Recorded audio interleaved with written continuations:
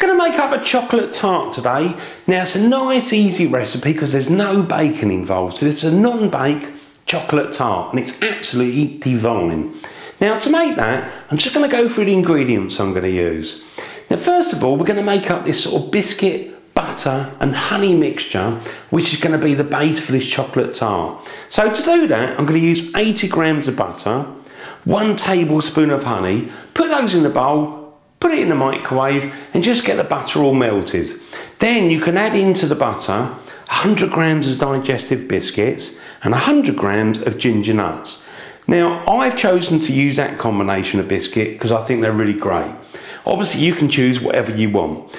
Now what you need to do with your biscuits is to make them crumbly. So there's a couple of ways you can do that. One, you can put them in a plastic bag and just gently beat them with a rolling pin just to make it nice and crumbly. Or you could put them in your sort of, blender, whiz them up, but just don't turn them into dust because it's nice to have a little bit of crunch in the base. So once you've got your biscuits all crumbled, add them into the sort of buttery mixture, and then you can add that mixture, once it's all been stirred up, into your baking tin, albeit we're not going to bake anything. So once you've got a good thickness, good layer of that sort of biscuit base, that is ready for the chocolate.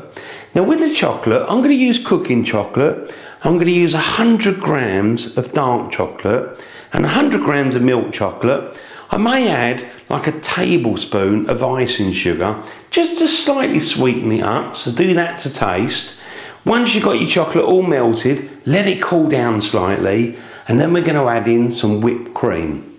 Now for making the whipped cream, I've gone out and bought a pot of whipping cream, used 200 millilitres, add 1 teaspoon of vanilla extract, and you need to whip it up, make it nice and light. You can either do that by hand, or I'm going to use a sort of electric one for doing that, nice and easy. Whip it up, get it nice and light, and then you can add it into your chocolate, and it just makes that chocolatey mixture really delicious.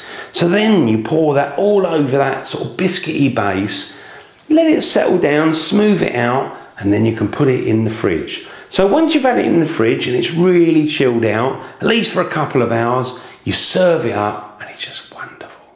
So now I've gone through the ingredients, what I'm going to do is get it all prepared.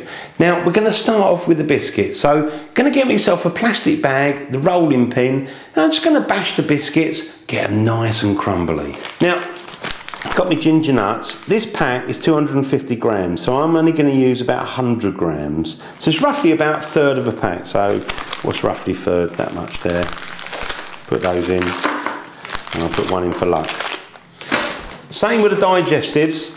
It's 250 grams, so I'm going to use 1/3 of a pack. So let's try and get these open.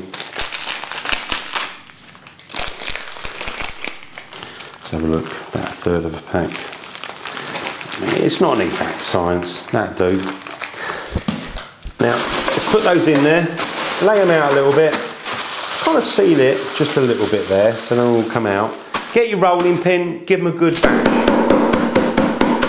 So I just carry on doing that until they're all nice and crumbly.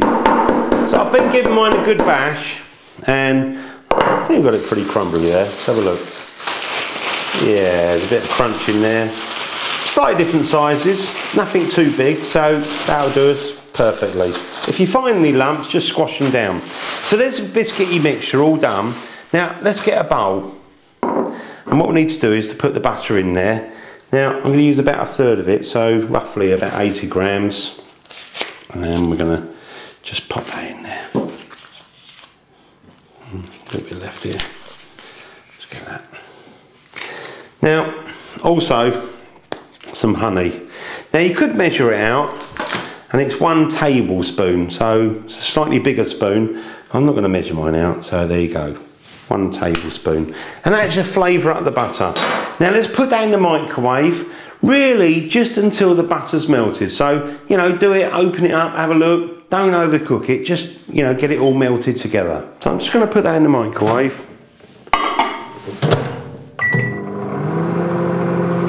Just leave that until the butter's melted. So I left mine for about 30 seconds, probably just slightly under, and it's all melted. Now, let's just pour in this mixture. As I say, it doesn't matter too much if you've got the odd lump in there. It's just a bit extra crunch.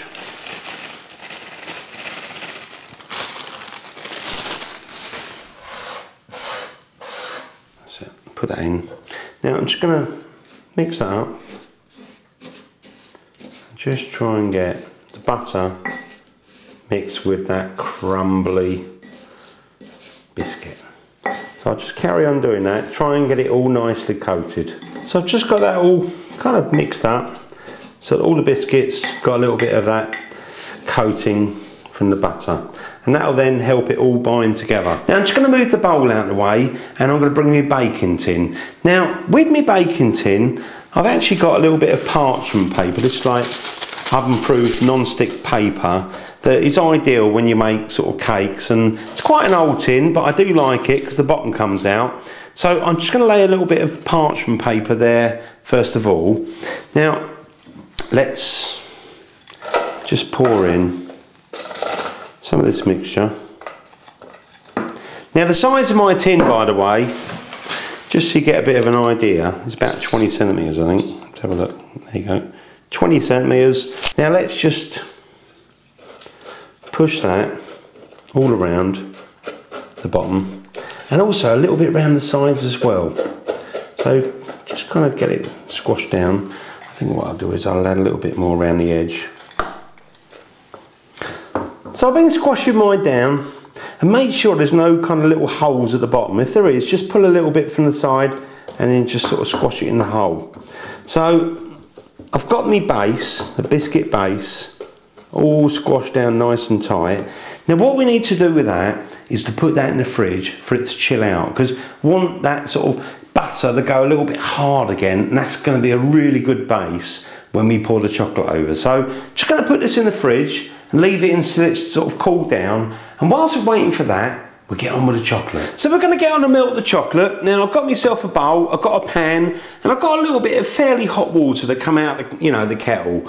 Now you notice I haven't got very much water in there, and the bowl doesn't touch the water, because that's quite important. Now what you want to do is create steam in there, so the bowl gets nice and hot, and it melts the chocolate nice and gently. So let's switch it on, and I'm not going to do it on a very high temperature, I'm going to do it on a fairly lowish temperature. You want to sort of melt the chocolate nice and gently, so leave that on. Now I've got my chocolate, obviously we've got these bars, and I've got to leave a third off of each, so just give them a bit of a bash, break them up a little bit, and let's just put that in the bowl.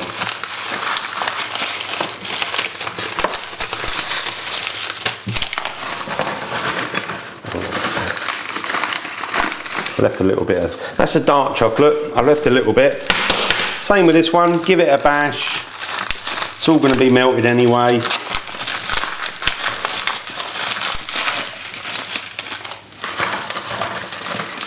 Just that if you break it up a little bit, it's just easier to melt really, a little bit quicker. There you go, it's done. Now leave that. And just, when it's starting to melt, just give it an occasional stir, just to make sure it's melted nice and evenly. Just as it's melted, you want to switch it off, take it off the heat, just let it cool down a little bit. So I've got my chocolate, and it's just about melting. Look at that. The dark chocolate with the milk chocolate. Ooh, delish. Now, I'm also going to add in, and you haven't got to, a little bit of icing sugar, probably about 1 tablespoon really. I mean, what you find sometimes with dark chocolate, it's a little bit bitter, but obviously the milk chocolate compensates that. But as I say, you can add a little bit of that in if you want. It's entirely up to you how sweet you like it. Now I reckon that's all melted, so let's just get that icing sugar all incorporated. And you've got nice chocolate. Oh yeah. Now I'm going to take that off the heat, because that's done. Switch this off, and let's go over, get ourselves a bowl, and we're going to get some of that whipping cream, 200 ml, and add it with 1 teaspoon of vanilla extract. Now I've got my whipping cream there, and I'm going to use 200 ml. This tub's 300 ml, so we're not going to use all of it. Just going to put, well, leave about a third behind really. That'll do. Now vanilla extract. going to use, it's hard to open, about 1 teaspoon.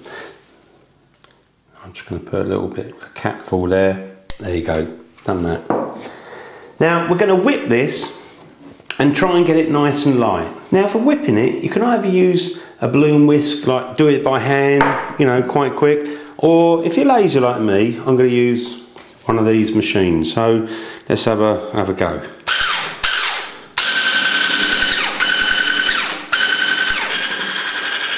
Oh, look at that, whipping up nicely.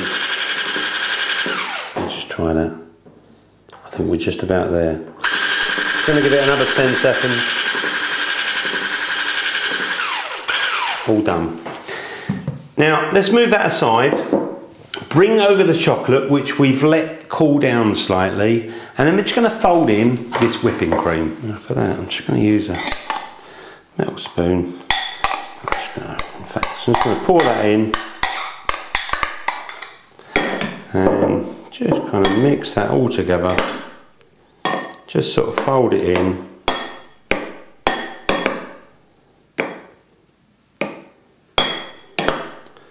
Like that. I'm not going to over mix it. That's good for me. Now let's go and get that base, that biscuit base, out of the fridge that's chilled out, and then we can pour that mixture in there. I'm just going to pour this in really.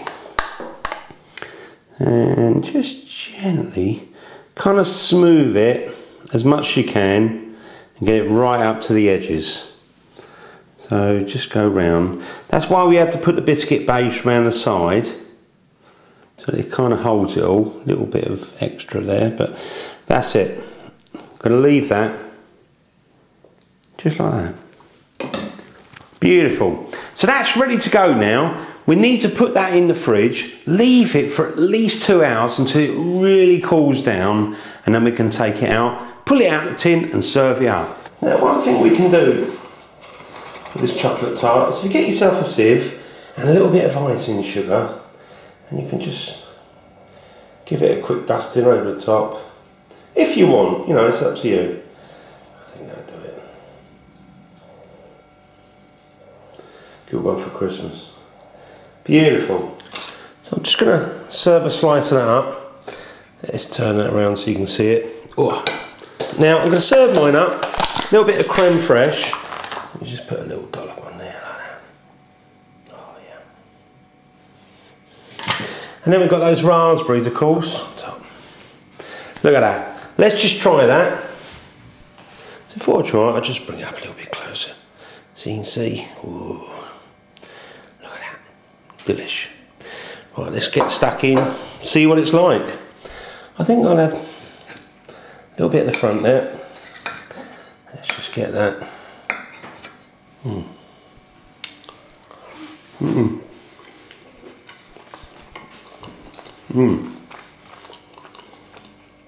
That chocolate is delicious. Oh, really nice. And the base, a little bit of that ginger and digestives. Oh, it's got to be good. Let's get a bit of that cream. Got a bit of the raspberry. Can't go wrong with that bit. Really nice with the raspberries. Bit of creme fraiche. You've got to go and make this. It's really simple and it's divine. Absolutely tasty and delicious. And thanks for watching my videos. See you on the next one. And if you haven't subscribed yet and you like what I do, don't forget to subscribe. Always appreciated. See you again, the original Naked Chef.